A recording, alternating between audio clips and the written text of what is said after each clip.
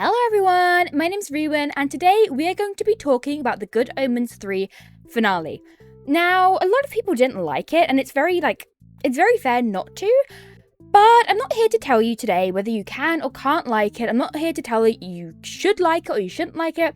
We're just going to discuss why some of the reasons that people, including myself, weren't their happiest with the finale, as opposed to just, I'm seeing people fighting on both sides, and it's just sad. I'm seeing people saying, oh, well, they should have kissed, that's all you want, you just want them to kiss, and I've also seen people saying, how dare you can't appreciate the show if you don't like the ending.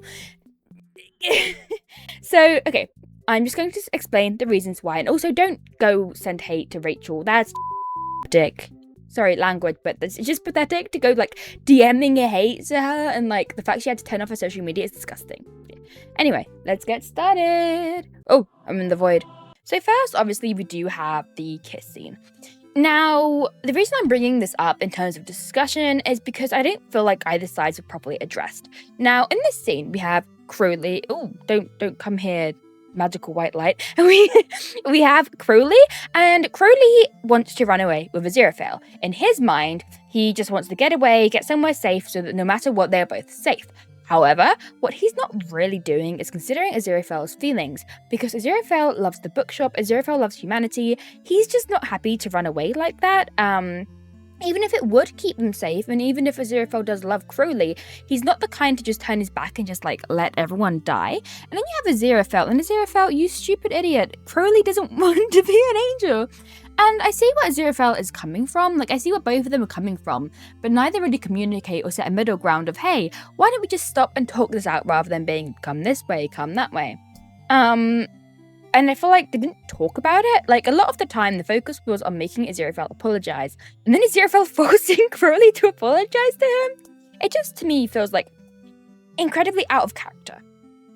Because, well, for one, they both had their reasons, and for Aziraphale to be the only one justifying it, Crowley asking Aziraphale to run away with him wasn't, bad, and I think Aziraphale definitely is more in the wrong here, but the decision is much more nuanced than just, hey, I have this side, hey, I have this side. It's not just, you suck, you should be an angel. It's more complicated than that, and I think they were not given the space to discuss that. There was no proper just quiet, sit-down talk about it. Aziraphale justified where he was coming from, and there was snippets of it in the car as well, but there just wasn't enough conversation between the two when we'd been waiting so long. It ended on a little smooch. It ended on this. It ended on this, okay? This is what it ended on. We wanted something happier than that, you know? And then we have, Aziraphale got bashed a lot, okay? In this scene, Mrs. Sandwich is you abandoned us, you abandoned everyone, you suck. I think Aziraphale did need to hear it, but I do feel it got a bit excessive, to the point Aziraphale is being told over and over and over again by everyone, what you did was wrong, what you did was wrong. And I think, to be honest, if Crowley heard a lot of this, I would have expected him to sulk a bit, but also defend Aziraphale a bit. Because he understands where Aziraphale is coming from. Once upon a time, Crowley was an angel too, so he does understand the perspective of wanting to do good, and Crowley understands that Aziraphale in nature is inherently good to a fault. He wants to go and help humanity and not run away because he loves humanity so much, and that's just a major thing here that happens. And then we have Crowley in the alley, and it feels strange for Aziraphale to just leave Crowley here. Aziraphale has always wanted to help Crowley. Even in the intro, Crowley is fighting them. Aziraphale has smitten many of his kind. Smitten? Aziraphale has killed many of his kind. So, and even at that point, he wraps a little bandage around Aziraphale's around Crowley's leg, sorry. He helps Crowley even in his moment of need when he barely knows him. So to just leave Crowley in the alley, I'd have thought he'd have brought a blanket or something, or helped him up, we literally see in the intro, in the opening scene, Aziraphale reached down and he helps Crowley get up again. So I don't really understand why Aziraphale would just leave him, oh, you should help me, oh, you're not, blah, blah, blah. I get Aziraphale is quite, he can be selfish at times, but also kind of not. This is why it felt kind of out of character. Aziraphale still does love Crowley, and he made it clear throughout the rest of the finale, but it just doesn't hit where it needed to. It didn't hit the right beats, I think. Having Aziraphale come across as really stubborn in this right until the end just felt not the right decision for him. I mean, I'm clearly Aziraphale's my favorite out of the two, but I also just think, I don't know. That's why a lot of people don't like it, is because it doesn't feel right that Aziraphale wouldn't be helping Crowley. And he definitely wouldn't be saying that line in the scene where he was like, I wouldn't need you if it weren't for Jesus. Aziraphale wouldn't say that. I mean, even in season 1, when he was like, I don't even like you, he sounded so sad. His expression was like a kicked puppy, okay? I don't see any universe where Aziraphale would sit down and be like, I don't actually need you. Like, the reason he snapped down there was because Muriel told him that Aziraphale wasn't having a good time. So to just leave him in the alley, not even bring him a blanket, not even try and cheer him up, like, look at this kicked puppy. You're telling me Aziraphale did nothing for this? You're telling me just like, okay, going to the bookshop. Like, I don't see it happening like that. That's the thing. Everyone interprets their characters differently. Everyone interprets Aziraphale and Crowley differently. And a lot of the people that didn't like it are on the side that this feels very out of character for Aziraphale, and they knew that because they put that in the intro. So it's one of these points where people view the characters differently. And to me, I didn't feel like he would have done that, but a lot of people think he would have done. It's conflicting.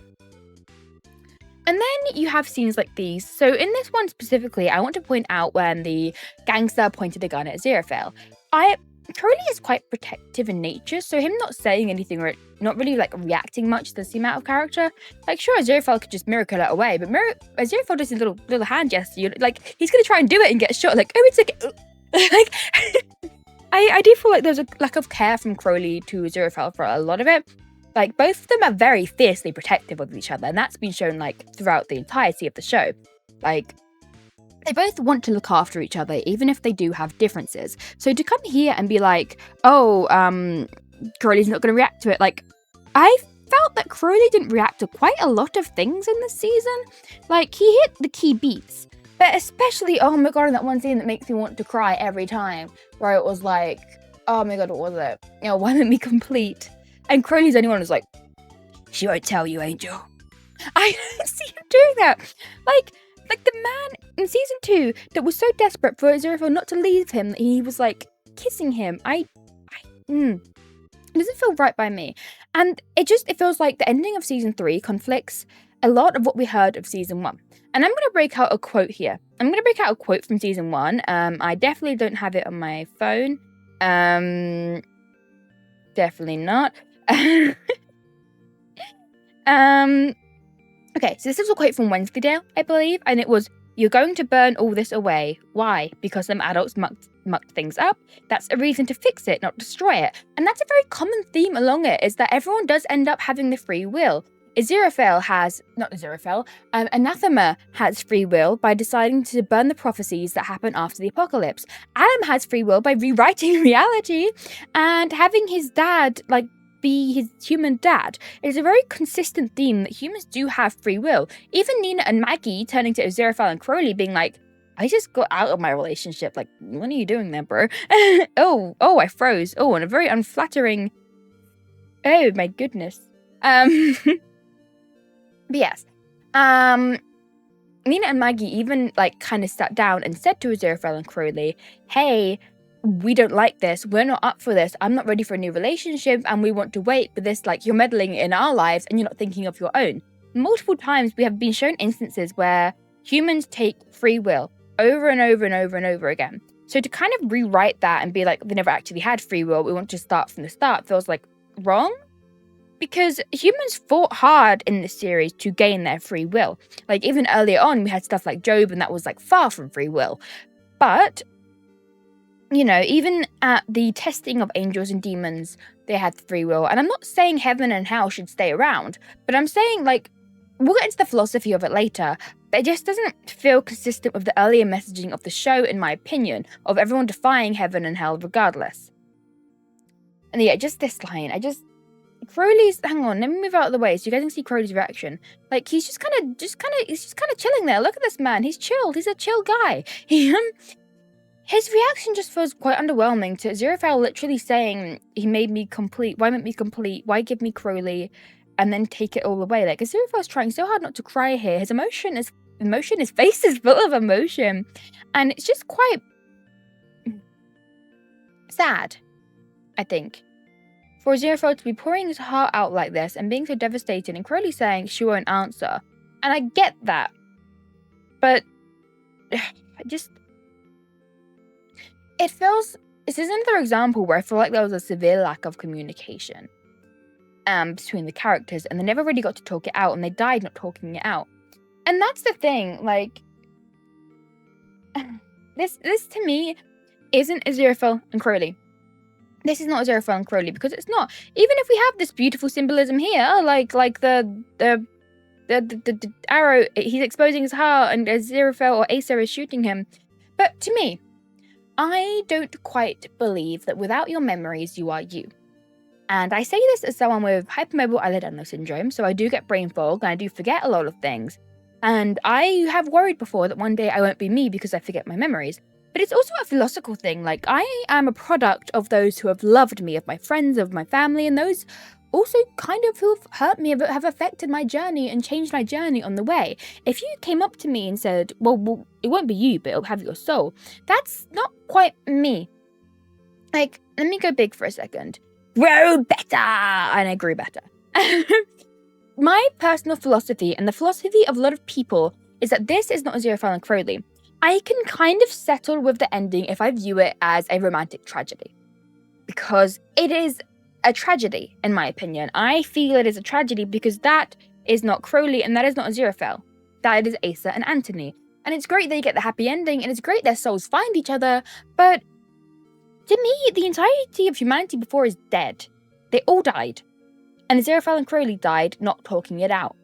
And that's what a lot of the fandom has an issue with, because Nina and Maggie, like, I can't see Aziraphale and Crowley not wanting to save Nina and Maggie and Adam and all of the friends and the people they've met along the way, because they don't exist anymore. In theory, like, there's no guarantee that these people will come into existence. Even Adam, you know, the babies are swapped around. Would Adam exist because he's the son of Satan? Well, he does exist, but then, like, there is no guarantee, and I can't see Crowley and Aziraphale choosing to make the decision that would mean everyone from before doesn't exist, because there's no guarantee they would exist again, and they don't exist again. Like, they got lucky here with Acer and Anthony, but, you know, we don't see a lot of the characters come back, and I just find it quite difficult, I suppose. Like, God gave them the choice to make, like the option to make any choice, that's the one. Because Crowley not only chose for there to be a new world, he chose for it to be godless, which is like a condition. So could he not have had the old world and said, but I want heaven and hell to not play a part anymore, I want them to step back, I want them to be human, like, and they got to retain their memories. I feel like erasing everything that happened before, I get the message. I get the symbolism. I'm doing my master's for writing. I understand the beauty of it, but it doesn't outweigh the actual, like, facts of it. It doesn't feel like it played out the way it was supposed to, and that's quite tragic. I like Acer and Anthony, but they're not Aziraphale and Crowley. To me, Aziraphale and Crowley are dead. Nina and Maggie are dead. Adam is dead. All the people that we learnt to love throughout the series of the show are all dead. And their free will, to me, by this ending, feels like it wasn't free will, and then I'm like, but what does that mean for the show? I don't know, I find it difficult. And mind you, even plot points like this felt like they were neglected. I'm just going to shrink myself down again because I'm basically Crowley, guys. Like this thing, if we both did half a miracle, I don't like that this didn't come into play either. I feel like there were so many routes, and I get that people are saying it's the only choice they could have made. But for one, they could have made any choice in this decision. They had as much time as they wanted. They could have made it as complex as they wanted, but they didn't. And this, I feel like they could have made some kind of miracle. Perhaps their love would bring back the universe. Or perhaps, you know, one person wielding the Book of Life would make you go crazy. But two people with this much power and love, would that not have, like, any effect? I just feel like this was underplayed. Like, what do you mean your miracle was so strong and so powerful, and it didn't come into play again? I just feel like there was a lot of plot holes and plot points that didn't come into play. And, like, I didn't hate the finale.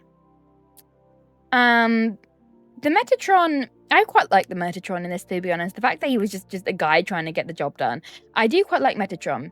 But, I feel like there was a lot of menace built up for nothing. And I understand that it was condensed into an hour and a half, but I do feel like you could have gone significantly more directions with an hour and a half. I just, like, this scene I can't watch without crying, and I think the finger kiss is really beautiful. But that was a door. I just feel quite conflicted. I'm gonna go slide with God here so you guys can see them all.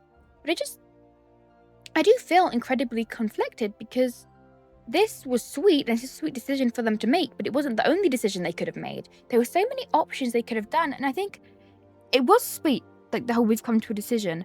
But even towards the end, when Aziraphale turns away and you can see his face is so upset and full of emotion, he turns away and they still haven't communicated. Aziraphale is hiding that he's upset, but he's still proud of Crowley, and he still thinks Crowley made the brave decision, and he thinks that he's brave, he loves Crowley, etc, etc, etc.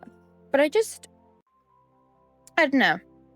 I feel conflicted. There are some moments that I really did love. I really loved the bit where it did feel very Michael Sheen, but the bit he was like, you lost your car to a guy named whatever his name was. He sounds like an accountant. Like, there are some really funny scenes, and when I watched it the first time, I really did enjoy it. It was a fun watch. It was great. But I'm too much of an analyst. I'm too much of a nerd just to kind of accept the ending that we had. I have gaslit myself to pretend and to believe that they remembered like who they were between meeting as Asa and Anthony, and in the end they remembered it was Aziraphale and Crowley. But to me, these guys died without communicating, and sad and miserable. It was rough, buddy. Woo, I'm flying, chat. I'm flying. Woo. Can you tell I need to rush this video out? But yeah, I think overall, there are parts I love, but I do think it's very valid for the fans to be upset at this ending. Like, even if we did still get an ending, and even if it was condensed, like, we're allowed to be upset. Obviously, as I said at the start, like, harassing Rachel was just not on. It's not on. But I just wanted to kind of come on here and explain why people are upset with the finale, because it's very valid to be upset with the finale. And I think the fandom fighting needs to just chill out. Like, discussion is perfectly valid, but the way people are attacking each other is quite sad to see. The community was so excited and so hyped up beforehand, and now it's just, like, I don't know. And I think something that's upsetting me, I've been on Facebook looking at the Good Omens posts, and people have been commenting saying they are glad they toned down the gay shit towards the end. And I feel conflicted about it, I guess. Because I was really hoping we get to see more of them being happy together, rather than just 20 minutes at the end. Like, I was so excited. I still love the scene where in the car screaming, and it's like, don't stop me now, and they both just scream. I really love that scene, and I think there are parts of the finale that I love. And you know what? I bought the snow globe. I love Good Omens so much. Like, I've got the snow globe, like, sitting over there somewhere, okay? And it doesn't stop me loving the finale, but I haven't been able to bring myself to watch season 3 again, or watch season 1, or watch season 2, knowing how it ends and that no one exists. Because to me and a lot of fans, the characters beloved are dead. Aziraphale and Crowley are dead. Nina and Maggie are dead. Gabriel is dead. Beelzebub is dead. Everyone is dead. And I think it's valid to have that take, because it's definitely a commentary on your philosophy of who you are as a person. Because to a lot of people, their souls met, and that's great. But to a lot of people like me, who believe memories make up who you are, it's just, it stings and it hurts. But that's my perspective, and I think grieve the way you want to grieve, celebrate the way you want to, like, celebrate, but just don't be mean to each other. This fandom was made up of so much love, and Aziraphale and Crowley are made up of so much love, and the whole show is a love letter to humanity. Even if I didn't like the ending, so just be nice to each other, I guess. Anyway, that is it. I will see you later. Bye-bye!